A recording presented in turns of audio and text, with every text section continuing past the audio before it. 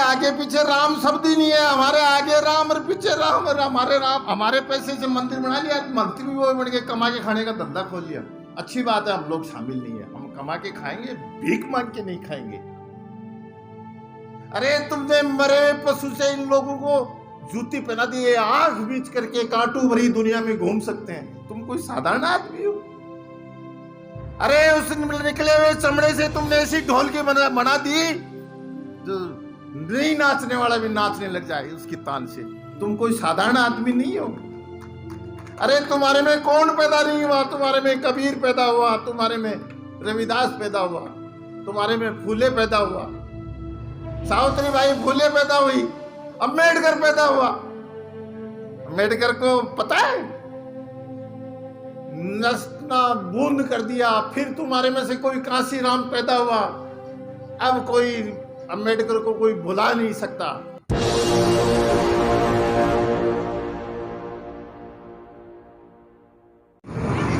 बाबा साहेब ने शुरुआत की, समाज सेवा की, और 1920 में जाकर के फूले साहब को अपना गुरु बनाया। फूले साहब का देहावसान 1890 में हो गया। बाबा साहब का जन्म 1891 में हुआ। लेकिन जब बड़े हुए, जवान हुए, समझदार हुए, तो उन्होंने उनको गुरु माना। दुनिया में बाबा साहब को सिंबल ऑफ नॉलेज कहा जाता है। बाबा साहब की मूर्तियां लगी हैं, लोग अच्छे से उनको मनाते हैं, जानते हैं। और इस धरती पे 5 सबसे ज्यादा बुद्धिमान लोगों में से एक बाबा साहब थे। इस बात को हमारे में से लोग कितना जानते हैं? अभी मन से बात हो रही थी, शिक्षित बनो, संगठित बनो, संगठित करके संघर्ष करो। बाबा साहब ने भी यही बात कही थी, लेकिन इसके पीछे आप जाओगे तो वो ये कहते थे कि बुद्धि की शरण में जाओ और धम्म की शरण यानी शिक्षा ज्ञान की शरण में जाओ और संघ की शरण में जाओ। बुद्धं शरणं गच्छामि, धम्मं शरणं गच्छामि, संघं शरणं गच्छामि। आज हमारे लोग कहते तो हैं कि साहब हमारे साथ ये होता है, वो होता है। मैं कहता हूं जो होता है वो सही नहीं होता क्या? हिंदू धर्म का मतलब ही जाति व्यवस्था। पात में पात और केले की पात, और जात में जात, हिंदू की जात। बड़ा कठोर मामला है, बहुत कठोर मामला है। और हिंदू रहेंगे तो जाति भी आपकी वही रहेगी। और बाबा साहब ने 3 काम किए थे: annihilation of caste, constitution of India, और 1956 में धम्म की शरण में आ गए थे। लेकिन आप देख रहे हो, न तो हमने जाति का उच्छेद किया, हम लोग सारे ज्ञानी मंच पे भी बैठे हैं, उधर भी बैठे हैं। 70 साल में क्या हमने रोटी बेटी का व्यवहार किया? कौन समझाएगा? अरे जिनको पानी पी पी के गाली निकालते हो, उन्होंने अपनी बेटियां दे दी और तुम्हारा बेटा ले गए, तुम्हारे समझ में नहीं आया। IAS, IPS, RS लोगों को अपनी बेटियां देके ले गए, तुम देखते रह गए। तुम आपस में शादी नहीं करते हो, तुम्हारे बच्चे अपने बलबूते पे शादियां कर रहे हैं, करा रहे हैं, तुम गर्दन नीची करके उसको स्वीकार कर रहे हो। कौन समझाएगा? इन औरतों में बता सकता है आप में से कोई ये कौन किस जाति की है? तुम पुरुषों में से कोई बता सकता है कौन किस जाति का? ये तो बहुत बड़ी साजिश है, साजिश।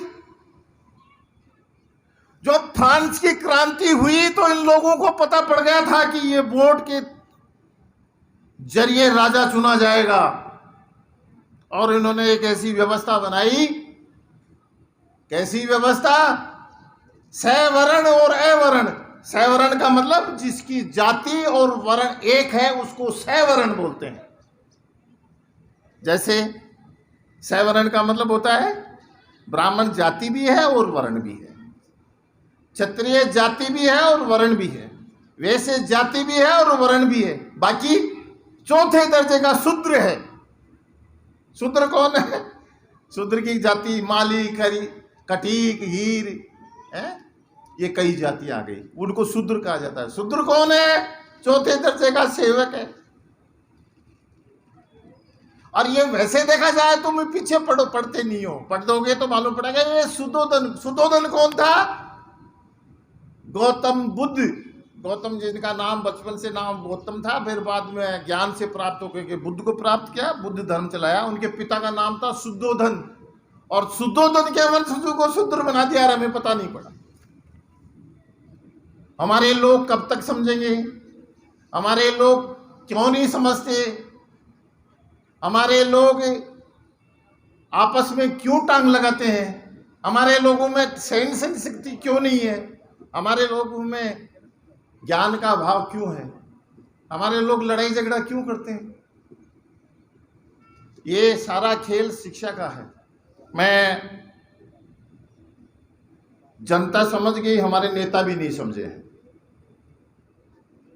संविधान को ऐसा तरोड़ मरोड़ के रख दिया है। मन से भी बात आई थी, जिन लोगों के पास में पहले से 50 रोटियां थी उनको 10 रोटी और दे दी, और जो 60 आदमी थे जिनको 27 रोटियां मिलनी थी उनसे और छीन लिया। अब वो 60 रोटी वाले क्या कह रहे हैं कि ये 22 रोटी वालों के पीछे पड़े हुए हैं। आप समझ रहे हो मेरी बात को? और ये जो दुनिया में बदलाव आ रहा है भारत में, जिन दुष्टों की आप बात कर रहे हो, ये उन्हीं की देन है, उन 60 भूखे लोगों की देन है। वो समझ नहीं पा रहे हैं। आप लोग जो बैठे हो, आप लोगों ने दोहरी लड़ाई लड़ी है। आपने अपने लिए भी लड़ाई लड़ी है और उनके लिए भी लड़ाई लड़ी है। आप साधारण लोग नहीं हो। आपने अत्याचार अनाचार बहुत सहा है, आज भी सह रहे हो। आपने अपनी लड़ाई भी लड़ी है, लेकिन उस खुली पूंछने वाले जो 60 बड़ा भाई कहता है अपने आप को, उनकी ना समझी ने हमें बर्बाद कर दिया। बाबा साहब ने जाति की बात नहीं की थी, जमात की बात की थी। शेड्यूल कास्ट को रिजर्वेशन दिया था, शेड्यूल ट्राइब्स को रिजर्वेशन दिया था, अदर बैकवर्ड कास्ट को रिजर्वेशन दिया था। किसी जाट, भाट, रेगर, बलाई, खटीक, मीणा इसकी बात नहीं की थी। लेकिन हम लोग जो है जमात की बात कभी नहीं करते, हम जाति की बात करते हैं। ये हमारा पतन का कारण है। बाबा साहब ने जो संविधान बनाया उसमें भी धर्म के पुट हैं, क्योंकि उनको पता था कि जब हमारा शासन था आज से 3600 साल पहले सम्राट अशोक के टाइम में, तो उस जमाने में जो शासन की जो जूरिस्प्रूडेंस थी अशोका के टाइम में, वही आज लागू की है उन्होंने। लेकिन देखो आप, कानून में संविधान में नहीं लिखा हुआ, 10% दे दिया तो दे दिया। आप और हम कुछ नहीं कर सकते, सुप्रीम कोर्ट ने महरा दिया। अब हम लोग जो है माला पहनाने में बहुत मशगूल हैं। माला पहनाते हैं, विचारों पे ताला है। हम लोग माला पहना दिया, अब अगले साल मिलेंगे 14 अप्रैल 2024 को, और वो बाबा के लिखे हुए संविधान को, किताब को पढ़ करके सारे कोर्टों में कब्जा कर लिया। पता है आपको? हमारे पढ़ने वाले बच्चे देखिए, सब उनको उलमा देना बंद कर दीजिए। मैं लास्ट में समरी के रूप में इसलिए करना चाह रहा हूँ कि समय थोड़ा कम है, मुझे कहीं जाना भी है। हमने किया वो हम भोग रहे हैं। मैं समाज से हूँ, हमने हमारे छोटे भाइयों को, हमारे बच्चों को अच्छी ढंग की शिक्षा नहीं दी, हमने भाईचारा नहीं सिखाया, और इसका परिणाम हमने ज़्यादा से ज़्यादा ये किया कि मेरा गांव मूंड्रू है, मूंड्रू से निकल के हमने श्रीमाधोपुर या जयपुर में मकान बना लिए, अच्छे मकान बना लिए, टीवी बीवी के साथ मस्त रहते हैं। उसका परिणाम है कि हमारा समाज भी हमसे दूर हो गया। यहाँ जो बैठे हैं वो लगभग पढ़े लिखे लोग हैं। जो हमने बांटा है वही मिलेगा, जो हमने बांटा है वही मिलेगा। हमने हमारे परिवार और समाज के साथ अन्याय किया है तो निश्चित मान के चलिए हमारी औलाद भी हमारे साथ अन्याय करेगी। कुदरत किसी को बख्शती नहीं है। आपको पता है वो एकलव्य का खूंटा क्यों लिया था? ताकि अर्जुन का पहला नंबर रहे। समझ रहे हो बात को? लेकिन कुदरत का खेल देखो, उसी मेरिट वाले अर्जुन ने उसी की हत्या की थी। इसलिए ज्यादा दुखी उनकी तरफ से मत होना। वो अन्याय कर रहे हैं तो भोग भी रहे हैं। और कोरोना में हमारे लोग कम मरे हैं, उनके लोग ज्यादा मरे। लेकिन कोरोना के दौरान जो थाली बजाई थी ना, थाली, पता है क्या क्या था उससे? इस गवर्नमेंट ने, इस देश के चलाने वालों ने मूर्खों का परसेंटेज निकाला था। आप लोग इसको हंस के मत चलाइए। इस देश में कितने परसेंट मूर्ख हैं? थाली बजाने से कोरोना गया है क्या? लेकिन हमने बजाई तो उनको मालूम पड़ गया कितने मूर्ख लोग हैं, जब भी तो मनचाहा काम करते हैं। हमने सारी ताकत रैली में लगा दी, अब घर पे जाके सो गए। नहीं, कितनी भीड़ थी पता है? ताकत को खराब मत करो, ताकत को बचा के रखो। इस बुद्धि को भी खराब मत करो, इसको बचा के रखो। समय आएगा, समय आ रहा है। तुम बुद्ध का नाम लेते शर्म आती है, तुम बुद्ध के ही वंशज हो। बाबा साहब ने किताब में लिखा, हु वर्तते शुद्राज, साफ साफ लिखा है। अरे वो तो सही कहते हैं, तुम मंदिरों में क्यों जाते हो? तुम हिंदू हो ही नहीं, क्यों जाते हो? तुम बुद्ध के मानने वाले हो। बुद्ध के माने हैं, बुद्धि से काम करने वाले। अरे तुमने मरे पशु से इन लोगों को जूती पहना दी है, आंख बीच करके कांटों भरी दुनिया में घूम सकते हैं। तुम कोई साधारण आदमी हो? अरे उस निकले हुए चमड़े से तुमने ऐसी ढोलकी बना दी जो नहीं नाचने वाला भी नाचने लग जाए उसकी तान से। तुम कोई साधारण आदमी नहीं हो। अरे तुम्हारे में कौन पैदा नहीं हुआ? तुम्हारे में कबीर पैदा हुआ, तुम्हारे में रविदास पैदा हुआ, तुम्हारे में फूले पैदा हुआ, सावित्री बाई फूले पैदा हुई, अम्बेडकर पैदा हुआ। अम्बेडकर को पता है, नस्ना बूंद कर दिया। फिर तुम्हारे में से कोई कांसीराम पैदा हुआ। अब कोई अम्बेडकर को कोई भुला नहीं सकता। तुम लोगों को हीन भाव भी नहीं आना चाहिए कि मंच में बैठने वाले हमसे बात नहीं करते। हम तुम्हारे वंशज हैं, हम तुम्हारी साथ हैं, और तुम्हें भी हमारा साथ देना पड़ेगा। कभी अलग नहीं हो सकते। हम 4 गोत्र वाले हैं, याद रखना। हमारे बहन बेटियों का हम सब संबंध करते हैं तो हम 4 गोत्र टालने वाले हैं। हमारी संस्कृति बहुत पुरानी है, हम जल्दी नष्ट नहीं होने वाले हैं। थोड़ा सा कर लो, बाबा साहेब के कहे हुए रास्ते पे चल दो, रोटी बेटी का व्यवहार आपस में शुरू कर दो, फिर आनंद देखो। औरत जैसी औरत, अरे पुरुष जैसा पुरुष, जिसके विचार मिल जाएं। क्यों भटकते हो? क्यों दहेजों में, घोड़ी पे, गधे पे क्यों पैसा खर्च करते हो? शिक्षा में पढ़ाओ, बच्चों को पढ़ाओ। समय के साथ सब कुछ बदलो। मैं बाबा साहब ने आपको आखिरी में दम का रास्ता ही बताया था, लेकिन आप लोग नहीं समझ पाए। अब समझ जाओ। ये नीलम जी जो भाषा बोल रही थी, ये यंग है, थोड़ा सा इनको गुस्सा इसलिए आता है कि ये ऐसी 1000 मीटिंगों में जा चुकी हैं, बहुत समझाती है। और राजस्थान में आती है तो राजस्थान में घूंघट ही देखती है कि ये क्या बीमारी है यहाँ पे। राजस्थान सबसे पिछड़ा हुआ है, सबसे ज़्यादा जातिवाद यहाँ है, और ये ऑर्थोडॉक्स है ना, ये चीज़ें भी यहाँ पे ज़्यादा है। 3 चीज कभी छुपती नहीं है, सूर्य, चंद्रमा और सत्य। सत्य बुद्ध है। 3 लोग कभी सत्य नहीं बोलते हैं, पंडे पुरोहित, चरित्रहीन पुरुष या स्त्री, और भ्रष्ट आदमी जो रिश्वत ले लेता है वो कभी नहीं करता। और जो छुप छुप के अपने जोड़े से अलग संबंध रखता है वो कभी नहीं करता। और पंडे पुरोहित भी कभी साफ नहीं बोलते। आप समय के साथ बदलो, और हमने क्या खोया क्या पाया इस पे विचार करो। घर पे जाकर के विचार करना, हमारे बच्चे किधर जा रहे हैं, हमने क्या शिक्षा दी है। हमारे घर में ये बाबा साहब की मूर्ति लगाने से कुछ नहीं होगा, इनके विचारों को अडॉप्ट करो। 30 त्योहारों में भी हमारे जो है महीने में 4 त्योहार आते हैं। अब 4 साहब आप कौन से बता रहे हो? एक तो पूर्णिमा, जिस दिन पूरे 24 घंटे धरती उजाले में रहती है, पूर्णिमा, सभी पूर्णिमा। 2/8 हैं, 2/8 हैं, जिसमें 12 और 6 18 घंटे धरती उजाले में रहती है। आधे के दिन, दिन रात, आधा रात उजाले में, आधा अंधेरे में, और एक मास के पहले दिन 14। इसके पीछे यह है कि दुष्ट भी इस धरती पे रहेंगे। तुम ये मत सोच लेना कि दुष्ट चले जाएंगे, दुष्ट भी ये रहेंगे। यानी मास की काली रात, उसके एक दिन पहले हाथ जोड़ लो कि दुष्ट हो, हमारे पे दया रखना। ये मैं धर्म की भाषा बोल रहा हूँ। ये 14 के एक महीने में 4 है, उस दिन एक टाइम भोजन करो, पंचशील को धारण करो। और मैं तो ये कह रहा हूँ, ये शिक्षा की ऋण की बात कर रहे हैं, आप शराब छोड़ दो।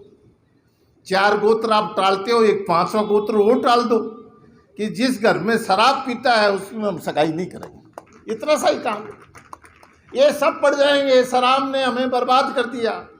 बाबा साहब का धारावाहिक देखते हो तो बाबा साहब ने जब शिक्षा की बात करते तो वो उनके मोहल्ले से पकड़ के दारू पिला के उनको दारूडा बनाते थे। आज भी यही स्थिति है। और ये जो दो धर्म की ये धर्म में जो 2 ठेकेदार हैं, एक तो रामचंद्र जी, एक न तो राम जीता न रावण हारा। ये सारा खेल विभीषण का है, ये चल रहा है। हमारे में भी विभीषण है, हमारा बड़ा भाई विभीषण ही तो है। वो समझ ही नहीं रहा कि मैं किसको वोट दे रहा हूं, क्या कर रहा हूं। वो भी उनकी तरह हमारे साथ खाना पीना नहीं करता। और धोखेबाजी का नतीजा गलत होता है। मैंने पहले भी कह दिया था, इसलिए आप किसी के साथ धोखेबाजी मत करो, शुद्ध जीवन जियो, बुद्ध की शरण में जाओ।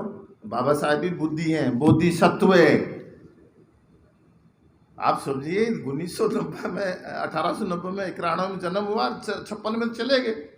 कितना कुछ कर गए, और वो जितना कुछ करके गए छोड़ के गए वो भी हम नहीं बचा पाए, वो भी लोगों ने लूट लिया, हम कुछ नहीं कर पाए। जय भीम, जय भीम। चलो ये भी जारी रखो, कोई हमारे वंश में फिर पैदा होगा, फिर कोई होगा। हो रहे हैं लोग। मैं यहाँ पे ज़्यादा ठीक नहीं है, अनुच्छेदों को भी ध्यान रखिए। EWS का आरक्षण नहीं देने वाला एक शख्सियत है इस देश में, तमिलनाडु में लागू आज तक नहीं किया है, सुप्रीम कोर्ट के जजमेंट के बावजूद। ऐसे लोगों को भी पढ़ो, जानो। स्टालिन है इसका नाम। आप लोगों से मैं इतनी सी गुजारिश करूंगा, आपस में कोई छोटी मोटी बातें हैं और उनको साइड में रखो। मियाँ बीवी के लड़ाई झगड़ा होता ही रहता है, भाई भाई के बीच में भी होगा। मैं आया हूँ तभी तो माथापच्ची होगी कि साहब आपने ऐसे कैसे बोल दिया। फिर मैं कहूँगा यार मैंने बोल दिया तो कोई गलत बोल दिया। अब मैं आता ही नहीं तो कहाँ से होती। इसलिए आप लोग समय के साथ बदलो। अध्यक्ष महोदय, बीच में मुझे दिया गया, अब मेरा टाइम भी हो गया। मैं जस्ट निकलने के बाद में जो है मेरा कोई काम है, और आप लोग सभी लोग एक एक आदमी 1-1 हज़ार के बराबर हो। तुम कभी कमज़ोर मत समझना। रही बात पार्टी की वोट देने की, आपकी जच्चा वहाँ दो, लेकिन मुर्गी के अंडे और दारू के पौवे में मत देना बस। अरे एक बात है, जैसे बेटी को ब्याहने से पहले घर देखते हो, वैसे ही वोट देते समय भी थोड़ा ध्यान रखना। हमारा कोई कुछ नहीं बिगाड़ सकता, हम इस देश के शासक हैं, हमारी गलतियां हैं, दूसरों को दोष मत दो। हमारा भाई जो है 4 गोत्र उनके भी टलते हैं, बड़े भाई के भी 4 ही टलते हैं। आप समझना मेरी बात को। अरे राम राम राम राम, तुम्हारे तो आगे राम और पीछे राम। और जिनके कुछ नहीं है वो मंदिर को ले गए कमा के खा रहे, उनके आगे राम नहीं है, पीछे राम नहीं है। देख लो आप, इनके आगे पीछे राम शब्द ही नहीं है। हमारे आगे राम और पीछे राम, और हमारे पैसे से मंदिर बना लिया, मंदिर भी वो बन के कमा के खाने का धंधा खोल लिया। अच्छी बात है, हम लोग शामिल नहीं है, हम कमा के खाएंगे, भीख मांग के नहीं खाएंगे। और हमारे लोगों में जो अहंकार है उसको नष्ट करो, हमारे लोगों की बहन बेटियों की इज्जत करो, हमारे बच्चों को पढ़ाओ। हमारे संगठन में जितने भी ये लोग जिस तरीके से मेहनत की है, आप लोगों ने पैसा भी दिया है, आप लोगों ने समय का दान भी दिया है। आप सबका मंगल हो, आप सबका मंगल हो, आप सबका मंगल हो। नमो तस्से भगवतो अरहतो सम्मा संबुद्धस्से। इसका मतलब ये है कि मैं उस भगवान को आह्वान करता हूँ जो अरहत को प्राप्त होकर सम्यक संबुद्ध हो गए हैं। ये बुद्धों की भाषा है। और धर्म में किसको कहा? जिसमें दया करुणा है वो धार्मिक है। तुम्हारे में भी सब में बीज है, तुम्हारे में भी दया और करुणा के बीज है। तुम भी सम्यक संबुद्ध ना सही, लेकिन तुम सम्यक संबुद्ध के नजदीक हो। आप सबको अभिवादन करता हूं। जय भीम, नमो बुद्धाय।